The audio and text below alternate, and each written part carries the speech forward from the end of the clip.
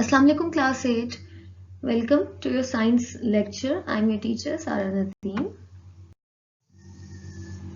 So this is the revision video lecture of your chapter number 5, which is chemical reactions from your monthly test syllabus. So the first topic of this chapter is chemical reactions. So first of all, what is chemical reactions? Chemical reaction is a process in which a completely new substance is formed which has different chemical composition and properties than the earlier ones.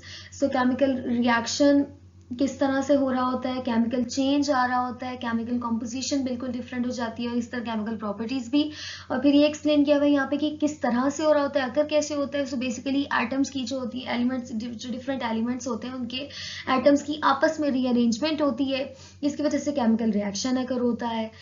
उसके बाद chemical reaction की definition यहाँ पे आपके topic में exactly नहीं लिखी हुई, आप लोग की पॉइंट से ले सकते हो इसकी प्रॉपर डेफिनेशन। उसके अलावा देन नेक्स्ट टॉपिक था हमारा एप्लीकेशंस का, एप्लीकेशंस ऑफ केमिकल रिएक्शंस के, जो डेली लाइफ में केमिकल रिएक्शंस कहाँ हो रहे होते हैं। So first one and the most common example is the photosynthesis which occurs in plants. So मतलब ये प्लांट्स में हो रहा होता है फोटोसिंथेसिस का प्रोसेस, जिसके थ्रू जो प्लांट्स होते हैं अपना फूड प्रिपेयर करते हैं, carbon dioxide and water react करते हैं आपस में, जिसके बाद ग्लूकोज और ऑक्सीजन बनता है। इसी तरह रेस्पिरेशन जो सब लिविंग थिंग्स के सेल्स में हो रहा होता है, सब लिविंग थिंग्स में होता है, जिसमें बिल्कुल एक तरह से आप कह सकते हो रिवर्स ऑफ फोटोसिंथेसिस होता है। खैर प्रोसेस ये होता है, ग्लूकोज और ऑक्सीजन रिएक्ट करते हैं, जिसके बाद carbon dioxide, water, energy produce होती है, that is energy making process basically. उसके अलावा burning of fuel in vehicles, जो गाड़ियां चल रही होती हैं, फ्यूल का अंदर जो होता है केमिकल रिएक्शन हो रहा होता है, जिसके बाद गैसेस के प्रेशर से जो होता है इंजन का जो पिस्टन होता है वो मूव करता है और गाड़ियां चलना शुरू होती हैं।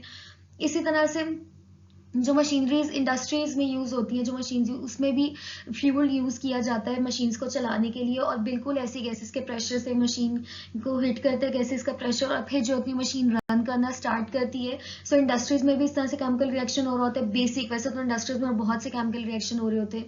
फिर कुकिंग ऑफ फूड, खाना जो पक रहा होता है वो भी केमिकल रिएक्शन की वजह से ही पक रहा होता है। And then the last one fermentation reaction. Fermentation reaction basically उस तरह का केमिकल रिएक्शन होता है जो माइक्रो ऑर्गेनिजम्स की वजह से हो रहा होता है। ये एप्लीकेशंस नहीं, आप इन्हीं पॉइंट्स को लेके हेडिंग्स भी बना सकते हो इस टॉपिक की। बेसिकली आपका लॉन्ग क्वेश्चन है ये। फिर नेक्स्ट पेज पे दो एक्टिविटीज हैं, एक्टिविटीज तो हमने नहीं की थी लेकिन उसके केमिकल रिएक्शन हमने करने हैं, जिसमें फर्स्ट केमिकल रिएक्शन है फॉर्मेशन ऑफ आयरन सल्फाइड के। इसमें आयरन और सल्फर रिएक्ट करते हैं तो आयरन सल्फाइड बनता है।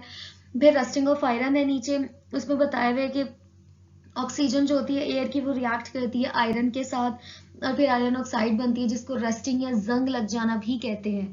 सो ये दो रिएक्शंस आपने करने, यहाँ से रस्टिंग ऑफ आयरन की डेफिनेशन है वो भी प्रिपेयर करनी है।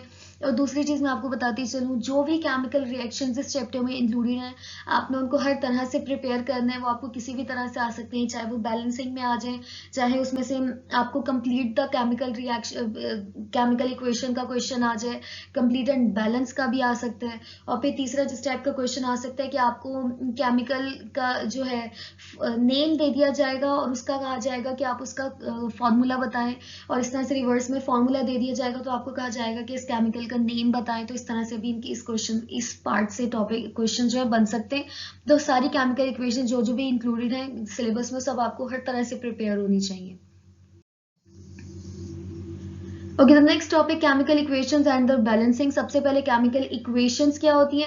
Chemical equation is very simple term, just the representation of chemical reaction in terms of symbols, formula and science. So इस तरह से केमिकल एक रिएक्शन को पूरा रिप्रेजेंट किया जाता है रिटन फॉर्म में। फिर बैलेंस्ड केमिकल इक्वेशन वो केमिकल इक्वेशन होती है जिसमें रिएक्टेंट साइड पे और प्रोडक्ट साइड पे जो एटम्स हैं हर एलिमेंट के वो इक्वल हो। अनबैलेंस्ड में इक्वल नहीं होते। फिर अनबैलेंस में जब इक्वल नहीं होते तो हमें उनको बैलेंस करना पड़ता है, जिसके लिए कुछ रूल्स बताए हुए हैं। सबसे पहला रूल होता है कि आप जो हर एलिमेंट के नंबर ऑफ एटम्स को काउंट करके लिखो। अगले स्टेप में आप वो एक एलिमेंट को चूज कर लो जिसको आपको बैलेंस करना है और सिर्फ उसी एक के साथ काम करो। नेक्स्ट में से किसी ना किसी इंटीजर को लेके मल्टीप्लाई करते रहे। उसके बाद डिफरेंट एक दफ़ा में अगर पहले किसी एक इंटीजर को लगाएं, मल्टीप्लाई करें, अगर वो एक दफ़ा में बैलेंस नहीं होता देन फिर फर्दर किसी और इंटीजर को लगाएं, मल्टीप्लाई करें उस एलिमेंट के साथ, और इस तरह से एंड पे बैलेंस हो जाता है। फिर उसके बाद हर एलिमेंट के साथ जो है बारी बारी करके एक एक करके आपने प्रोसेस को रिपीट करना है, और एट देन जब तक आपकी केमिकल इक्वेशन बैलेंस नहीं हो जाती तब तक इसको रिपीट करना पड़ेगा, इस प्रोसेस को एक हर एलिमेंट के लिए 1 by 1। और जो लास्ट था बैलेंस, जो डायटोमिक मॉलिक्यूल्स, डाई मतलब डाई मीन्स 2, ऐसे मॉलिक्यूल्स जिसमें 2 नंबर ऑफ एटम्स हो उनको बिल्कुल एंड पे करें, जैसे N2 O2 H2। उसके अलावा बहुत सारी इसकी एग्जांपल्स दी हैं, एग्जांपल्स आपने 3 एग्जांपल्स देनी है आपने। एग्जांपल्स में भी फिर वही बात कहूंगी कि आपको जो है उनका केमिकल का जो है कंपाउंड का नेम और फॉर्मूला वैसे भी सेपरेटली भी आना चाहिए, और हर केमिकल इक्वेशन जो इवन यहाँ भी इंक्लूडेड है वो भी आपको हर तरह से प्रिपेयर होनी चाहिए कि अगर वो कंप्लीट एंड बैलेंस का क्वेश्चन आ जाए तो आप उसको रिएक्टेंट्स लिखे हो तो प्रोडक्ट्स आप उसके खुद से लिख सको, और बैलेंस करना पड़े तो उसको बैलेंस भी साथ साथ कर सको इन रूल्स के accordingly. Okay, so the next topic is law of conservation of mass, जो कि एक फ्रेंच केमिस्ट लेवॉइजर ने प्रेजेंट किया था 1785 में। ये ऑब्जेक्टिव के लिए डेट और नेम आपने प्रिपेयर करना है। इसके अकॉर्डिंगली ये कहा गया है कि मैथ्स ना तो बिल्कुल खुद से क्रिएट हो सकता है, बिल्कुल एकदम से कोई नई चीज क्रिएट हो जाए, या फिर नहीं तो एकदम से बिल्कुल डिस्ट्रॉय हो सकता है, लेकिन वो सिर्फ और सिर्फ अपनी फॉर्म को चेंज कर रहा होता है, एक से दूसरी फॉर्म में कन्वर्ट हो रहा होता है, चेंज हो रहा होता है। और इससे एक हमने बात एक डिड्यूस की, वो ये कि जो टोटल मास होता है प्रोडक्ट्स का वो बिल्कुल इक्वल होता है रिएक्टेंट्स का। ये बहुत इजी सा एक छोटा सा टॉपिक था। साथ इसकी एक्टिविटी थी, एक्टिविटी तो हमने नहीं करनी, लेकिन इसका केमिकल इक्वेशन में अगेन वो चीज हमने यहाँ पे इसकी लर्न करनी है, जो कि सिल्वर क्लोराइड का जो है, नहीं सिल्वर नाइट्रेट का सोडियम क्लोराइड के साथ रिएक्शन है, और जिसके रिएक्शन के बाद बनता है सिल्वर क्लोराइड और सोडियम नाइट्रेट। तो ये आपको इनके नेम्स और केमिकल फॉर्मूला और इनके केमिकल नेम्स आपको आने चाहिए, और रिएक्शन भी पूरा प्रिपेयर होना चाहिए। Next topic is addition reaction, a very simple and easy topic. Basically, it is a type of chemical reaction in which a chemical composition of 2 or more substances, in which